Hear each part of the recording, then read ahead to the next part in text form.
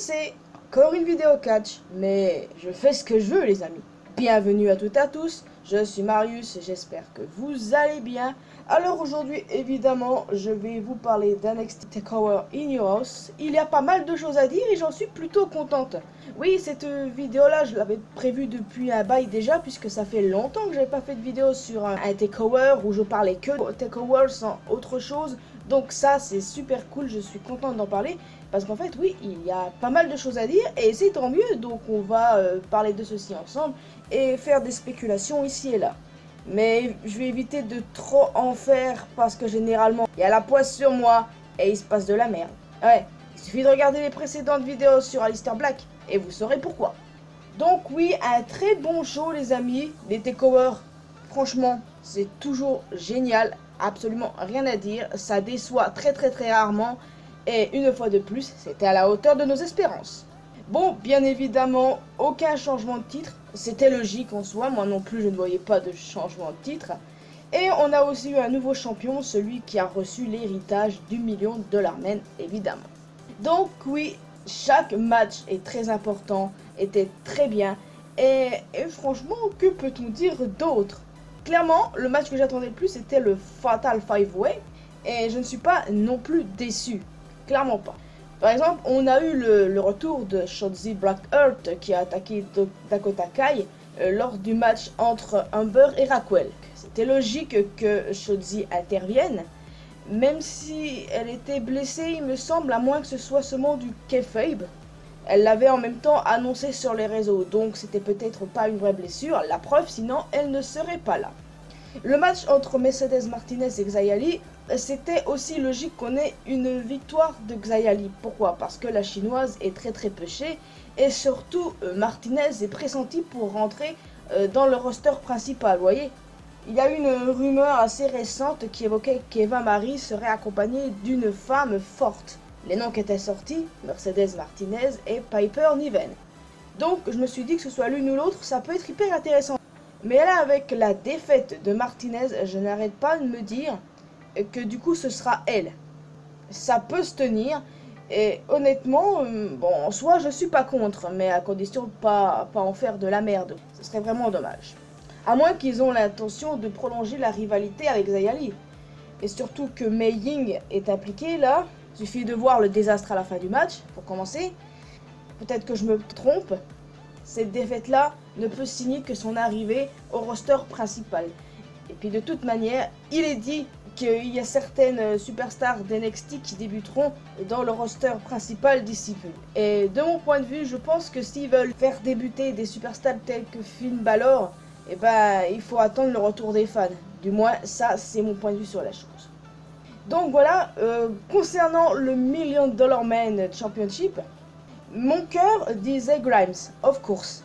Et ma raison disait LA Knight. J'aurais mieux fait d'écouter la raison pour le coup. Ouais, LA Knight, c'est lui qui a l'héritage du $1 Million Man. J'aurais dû écouter tous ceux qui me disaient c'est beaucoup plus logique que ce soit Knight puisqu'il est beaucoup plus mis en avant. Grimes c'est plutôt le bouffon de service quoi. En soi c'est pas faux. Et j'aurais dû écouter ces personnes, y compris ma raison. Mais que voulez-vous? J'adore Grimes, j'adore son personnage. Et bon, j'aurais quand même aimé voir ce que ça fait avec le titre $1 million. Ça aurait été quand même super cool, non? Mais le choix Knight est tout aussi bien. Donc j'ai hâte de voir ce qui va se passer avec lui dans les prochaines semaines. Enfin, NXT c'est demain en soi. Donc j'ai super hâte de voir ce qui va se passer les potes. Donc oui, pas de changement de titre, évidemment. Je salue aussi la prestation des MSK Bronson Reed et Legado des Fantasmas les amis.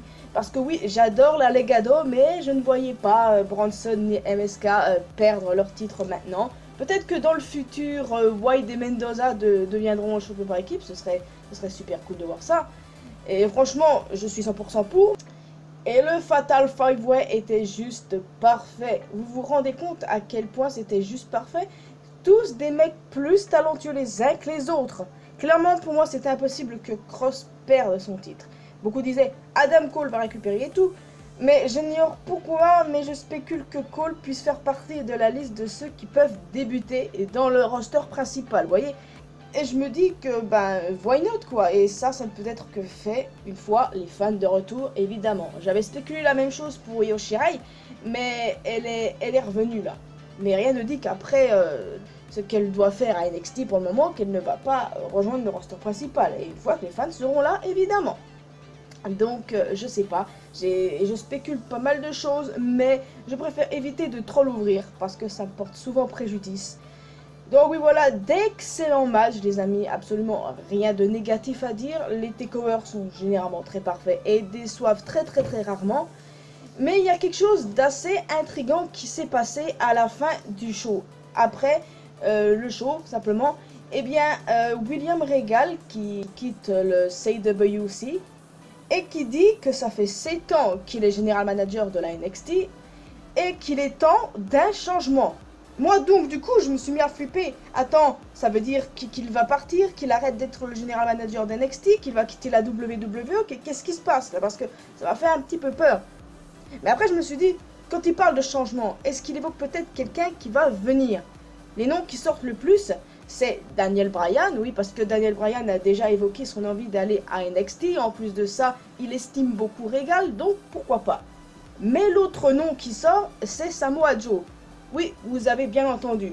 Eh bien, il se trouve qu'il y a depuis quelques jours déjà une rumeur qui évoque un retour de Samoa Joe. Je rappelle que Joe a été renvoyé en avril avec d'autres superstars. Et là, il est question d'un retour à NXT et apparemment, il a été aperçu au Performance Center. Donc, peut-être. Je dis bien, peut-être. Alors moi qui adore Joe, j'adore ce catcheur. Franchement, avoir appris qu'il avait été renvoyé, ça m'a foutu mal. Mais là, ça me plaît, s'il revient, mais tant mieux les gars, mais tant mieux. Et franchement, j'ai hâte de le revoir. Et c'est vrai qu'on n'avait pas eu trop de nouvelles de lui, ce qui se passait avec depuis son renvoi. Et je suis 100% pour son retour. Et d'ailleurs, une autre rumeur qui évoquait un retour d'Aleister Black. Non mais vous vous rendez compte, le mec il se fait virer et 2 semaines après, on leur fout la pression pour qu'ils le reprennent. Je sais pas comment je dois prendre ça par contre. Une partie de moi est heureuse parce que j'ai envie d'en voir plus sur Dark Father, mais une autre partie de moi est en mode non c'est bon, il devrait refuser, il doit faire sa route maintenant, on l'a pris pour un con, c'est pas le moment de faire ça. Non mais ils sont fous dans la tête, les gens ils l'ont viré et après ils veulent le récupérer 2 semaines après. C'est quoi cette affaire là? Enfin bon, il est pressenti pour rejoindre l'AEW, donc déjà c'est une bonne chose, on risque de le voir là-bas et au moins là-bas il sera bien traité, il pourra exploiter au maximum son personnage. Mais bon là je me suis un peu trop égaré du sujet. Donc je sais pas si le général manager va changer, si quelqu'un remplacera Regal, si Regal va partir, si c'est un rapport avec Daniel Bryan ou Samoa Joe. Parce que là on n'a pas de news non plus de Daniel Bryan, on sait pas ce qui va se passer avec et ce qui devient quoi. Il est pressenti pour le fameux partenariat entre la WWE et la New Japan. Donc là, franchement, je ne saurais vous dire, les amis, et j'ai quand même hâte de voir la suite. Donc on va prendre tout ça avec des pincettes. On verra bien ça à NXT demain soir. Ouais, parce que je vais suivre ça très attentivement. Parce que j'ai quand même peur que Regal parte. Parce que ça me ferait vraiment bien chier. Et surtout en sachant qu'il y aura potentiellement, je dis bien potentiellement, une nouvelle vague de renvoi dans les prochaines semaines, ça peut être cette semaine-là ou celle d'après, eh bien ça me fait peur. Et je vais pas porter la poisse parce que si jamais ça arrive, ce sera encore une fois ma faute. Donc on va se calmer. Un petit peu déçu qu'on n'ait pas eu d'Index durant ce show, mais au moins il y a eu Dexter. Dexter qui était en train de jouer à Karate Fighter avec, je sais plus comment il s'appelle lui. Enfin bref, en tout cas ça faisait plaisir de l'avoir vu, même s'il n'y a pas eu d'interaction avec Indy. C'est dommage, mais en tout cas, j'adore les interactions sur les réseaux sociaux quand ils restent dans leur personnage, ça c'est juste parfait. Et franchement, ça fait ma journée, oui. J'ai passé un agréable moment devant ce takeover, comme d'habitude. Et hâte de voir la suite, évidemment.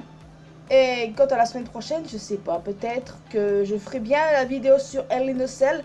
Parce que je vous ai fait part de mon envie de boycotter la WWE pendant un moment. Du moins, Raw, SmackDown. Mais bon, je sais pas, peut-être. On verra bien ce qui se passe dans les prochaines semaines. Mais bon, je ferai très certainement quand même une vidéo sur Hell in a Cell, je sais pas, je dis ça, mais ce sera plus fort que moi au final. Voilà, j'ai adoré ce show, les matchs étaient juste parfaits. Ouais, oui, voilà, une fois de plus, hâte de voir la suite. Et franchement, bravo à LA Knight, et ben, c'est mérité.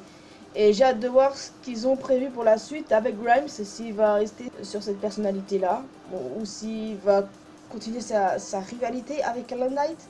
On verra bien de toute manière, et j'ai hyper hâte. Les amis, je vous laisse officiellement ici. J'espère que vous avez apprécié cette vidéo. N'hésitez pas à me dire dans les commentaires ce que vous avez pensé de ce show. Qu'est-ce que vous pensez du fait que ce soit LA Knight qui porte l'héritage du bleu de l'armée, simplement. Est-ce que vous auriez espéré un changement de titre? Je sais que beaucoup de personnes auraient aimé voir Adam Cole champion de nouveau. Et puis voilà, c'est ça qui est ça. N'hésitez pas aussi à me dire qui vous voyez entrer dans le roster principal. Ça aussi, ça m'intéresse. J'évite les spéculations, mais les vôtres, je les attends volontiers. Donc voilà, vous pouvez laisser un commentaire, vous abonner à cette chaîne, également à ma chaîne principale, me retrouver sur mes réseaux sociaux, Facebook, Twitter, Instagram. Vous pouvez rejoindre la communauté mariusienne sur Discord, bien évidemment. Et quant à moi, je vous retrouve dans une prochaine vidéo. Probablement ma review sur Hell in a Cell la semaine prochaine, mais je vous retrouve mercredi pour une nouvelle vidéo importante, je le précise, sur la chaîne principale. Portez-vous bien, prenez soin de vous, et je l'avais mis à l'envers, pardon. Allez, à la prochaine.